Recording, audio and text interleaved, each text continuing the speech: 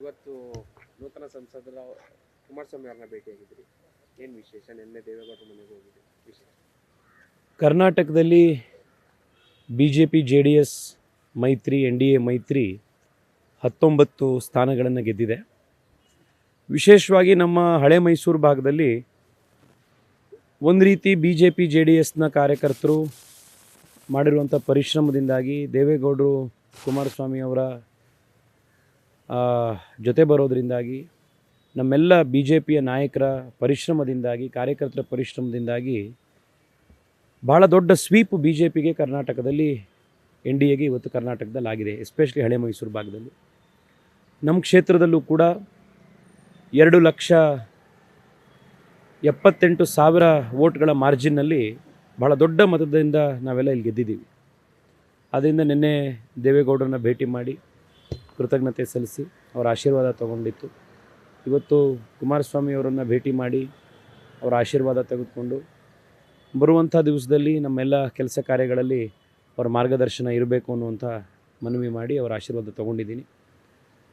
ಕರ್ನಾಟಕದಲ್ಲಿ 19 ಸೀಟ್ ಬಂದಿರುವಂಥದ್ದು NDA ಸರ್ಕಾರಕ್ಕೆ ಭಾಳ ದೊಡ್ಡ ಶಕ್ತಿ ತಂದಿದೆ. ಬರುವಂಥ ದಿನದಲ್ಲಿ ಮೋದಿಯವರ 3ನೇ ಸರ್ಕಾರದಲ್ಲಿ ಕರ್ನಾಟಕಕ್ಕೆ ಹಿಂದೆಂದೂ ಕಾಣದಂಥ ಅಭಿವೃದ್ಧಿಯನ್ನು ಕರ್ನಾಟಕಕ್ಕೆ ನಾವೆಲ್ಲರೂ ಒಟ್ಟಿಗೆ ಸೇರಿ ತರ್ತೀವಿ ಅನ್ನುವಂಥ ಒಂದು ವಿಶ್ವಾಸ ಈ ಸಂದರ್ಭದಲ್ಲಿ ರಾಜ್ಯದ ಜನತೆ ಕೊಡ್ತಿದ್ದೀವಿ. ಈ ಬಾರಿ BJPಯ ಶಾಸಕರ ಜೊತೆಗೆ JDSನ ಶಕ್ತಿಯೂ ಕೂಡ ಜೊತೆಗೆ ಸೇರಿರೋದ್ರಿಂದ ಕರ್ನಾಟಕದ ರೈತರ ಸಮಸ್ಯೆ ಇರ್ಬೋದು, ಕರ್ನಾಟಕದ ಇನ್ಫ್ರಾಸ್ಟ್ರಕ್ಚರ್ನ ಸಮಸ್ಯೆಗಳಿರ್ಬೋದು, ಬೆಂಗಳೂರಿನ ಮುಂದಿನ 25 ವರ್ಷಕ್ಕೆ ಬೇಕಾಗುವಂಥ ಮುಂದಾಲೋಚನೆಯಿಂದ ಬೆಂಗಳೂರಿನ ನಿರ್ಮಾಣ ಮಾಡುವಂಥ ಕೆಲಸ ಇರ್ಬೋದು, ಇದೆಲ್ಲದನ್ನು ಶರವೇಗದಲ್ಲಿ ನಾವೆಲ್ಲರೂ ಸೇರಿ ಮಾಡ್ತೀವಿ. ಆ ಕಡೆಗೆ ಜನರ ಆಶೀರ್ವಾದ ಕೂಡ ಇರಬೇಕು ಅಂತ ಈ ಸಂದರ್ಭದಲ್ಲಿ ಮನವಿ ಮಾಡ್ತಾ ಇದ್ವಿ. ನಿನ್ನೆ ವಿಚಾರ ಏನಾದರೂ, ಬೆಳವಣಿಗೆಗಳ ಬಗ್ಗೆ ಏನಾದರೂ ಮಾತಾಡ್ತಾರೆ? ನಿನ್ನೆ ಮೀಟಿಂಗು ಭಾಳ ಚೆನ್ನಾಗಿ ನಡೆದಿದೆ. ಕುಮಾರಸ್ವಾಮಿ ಅವರು ಕೂಡ ನಿನ್ನೆ ಮೀಟಿಂಗ್ನ ಬಗ್ಗೆ ಎಲ್ಲ ತಿಳಿಸಿದ್ರು.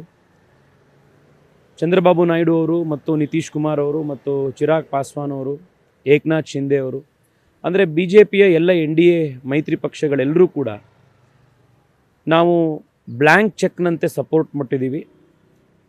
ಇನ್ನು 5 ವರ್ಷ ನಮ್ಮದೇ ಸರ್ಕಾರ, ಪೂರ್ಣ ಬಹುಮತದ ಸರ್ಕಾರ ಮತ್ತು ಸ್ಥಿರ ಸರ್ಕಾರ. ಇದ್ರ ಬಗ್ಗೆ ಯಾವುದೇ ಸಂಶಯ ಬೇಡ.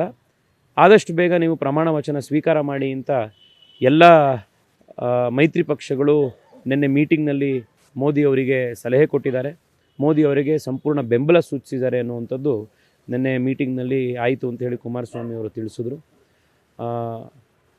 ನಾಳಿನ ಸಭೆಗೂ ಕೂಡ, NDA ಸಭೆಗೂ ಕೂಡ ಮಾನ್ಯ ದೇವೇಗೌಡರು ಕೂಡ ಬಂದರೆ ಒಳ್ಳೆಯದು ಅನ್ನುವಂಥದ್ದು ಪಕ್ಷದ ವರಿಷ್ಠರ ಒಂದು ಅಪೇಕ್ಷೆ ಕೂಡ ಇದೆ. ಅವರ ಆರೋಗ್ಯ ಅವಕಾಶ ಮಾಡಿಕೊಟ್ರೆ ಹಿರಿಯರು ಕೂಡ ಅಲ್ಲಿಗೆ ಹೋಗ್ತಾರೆ, ದೊಡ್ಡಗೌಡರು ಹೋಗ್ತಾರೆ ಅಂತ ವಿಷಯ ತಿಳಿಸಿದ್ರು. ಒಟ್ಟಿನಲ್ಲಿ BJP ಮತ್ತು JDS ಮೈತ್ರಿ ಕರ್ನಾಟಕ ರಾಜಕಾರಣದಲ್ಲಿ ಒಂದು ಹೊಸ ಅಧ್ಯಾಯ ಬರೆಯುವಂಥದ್ದಿದೆ. ಯಾಕೆ ಅಂತಂದರೆ ಇದೊಂದು ಸ್ವಾಭಾವಿಕ ಮೈತ್ರಿ. ಎಲ್ಲಿ ನಾವು ಗಟ್ಟಿ ಇದ್ದೀವಿ, ಎಲ್ಲಿ ಅವರು ಗಟ್ಟಿ ಇದ್ದಾರೆ, ಎರಡೂ ಒಟ್ಟಿಗೆ ಸೇರಿದಾಗ ರಾಜ್ಯಕ್ಕೆ ಬೇಕಾಗುವಂಥ ಒಂದು ಆಡಳಿತ ನಾವು ಕೊಡೋದಕ್ಕೆ ಸಾಧ್ಯ ಆಗುತ್ತೆ. ನಿನ್ನೆ ಕೂಡ ದೇವೇಗೌಡರನ್ನ ನಾನು ಭೇಟಿ ಮಾಡೋಕ್ಕೆ ಹೋದಾಗ ದೇವೇಗೌಡರು ಒಂದು ಮಾತು ಹೇಳಿದ್ರು. ಈ ರಾಜ್ಯವನ್ನು ಲೂಟಿ ಮಾಡ್ತಾ ಇರುವಂಥ, ರಾಜ್ಯಕ್ಕೆ ಹೊರೆ ಆಗಿರುವಂಥ ಈ ಭ್ರಷ್ಟ ಕಾಂಗ್ರೆಸ್ ಸರ್ಕಾರವನ್ನು ನಾನು ಕಿತ್ತಾಕೋವರೆಗೂ ಕೂಡ ನಾನು ನಿದ್ದೆ ಮಾಡೋದಿಲ್ಲ ಅಂತ ಈ ವಯಸ್ಸಿನಲ್ಲಿ ದೇವೇಗೌಡರು ಸಂಕಲ್ಪ ನಿನ್ನೆ ಕೂಡ ನನಗೆ ಮಾತಾಡ್ತಾ ಹೇಳಿದ್ರು. ಇವತ್ತು ಇಡೀ ರಾಜ್ಯದಲ್ಲಿ 19 ಸೀಟ್ ನಾವು ಗೆದ್ದಿದ್ದೀವಿ ಅಂತಂದರೆ ರಾಜ್ಯದ ಜನರ ಮೂಡ್ ಏನಿದೆ ಅನ್ನೋದು ಗೊತ್ತಾಗ್ತಾ ಇದೆ. ಈ ರಾಜ್ಯ ಸರ್ಕಾರ ಇನ್ನೆಷ್ಟು ದಿವಸ ನಡೆಯುತ್ತೆ, ಮುಖ್ಯಮಂತ್ರಿ ಉಪಮುಖ್ಯಮಂತ್ರಿಗಳ ಮಧ್ಯೆ ಇರುವಂಥ ಕೋಲ್ಡ್ ವಾರ್ನ ಪರಿಣಾಮ ಏನಾಗುತ್ತೆ, ಗ್ರಾಮಾಂತರದ ಒಂದು ಸೋಲಿನ ನಂತರ ಏನು ಇಫೆಕ್ಟು ಸರ್ಕಾರದ ಮೇಲೆ ಆಗತ್ತೆ, ಇದೆಲ್ಲವೂ ಕೂಡ ಇನ್ನು ಚರ್ಚಿಸಬೇಕಾಗಿದೆ. ಆದರೆ ಯಾವುದೇ ಸಂದರ್ಭದಲ್ಲಿ ಏನು ಬೇಕಿದ್ರೂ ಆಗ್ಬೋದು ಅನ್ನುವಂಥದ್ದು ಜನ ಇವತ್ತು ಮಾತನಾಡ್ತಾ ಇದ್ದಾರೆ. ರಾಜ್ಯದಲ್ಲಿ BJP JDSನ ಮೈತ್ರಿ ಈ ಚುನಾವಣೆಯಲ್ಲಿ ನಾವು ಹೇಗೆ ಗೆದ್ದಿದ್ದೀವೋ ಮುಂದೆ ಬರುವಂಥ ಎಲ್ಲ ಚುನಾವಣೆಗಳಲ್ಲೂ ಕೂಡ ಈ ಮೈತ್ರಿ ಇದೇ ರೀತಿ ಇರುತ್ತೆ. ರಾಜ್ಯದ ಹಿತಕ್ಕೋಸ್ಕರ ನಾವು ಒಟ್ಟಿಗೆ ಸೇರಿ ಕೆಲಸ ಮಾಡ್ತೀವಿ.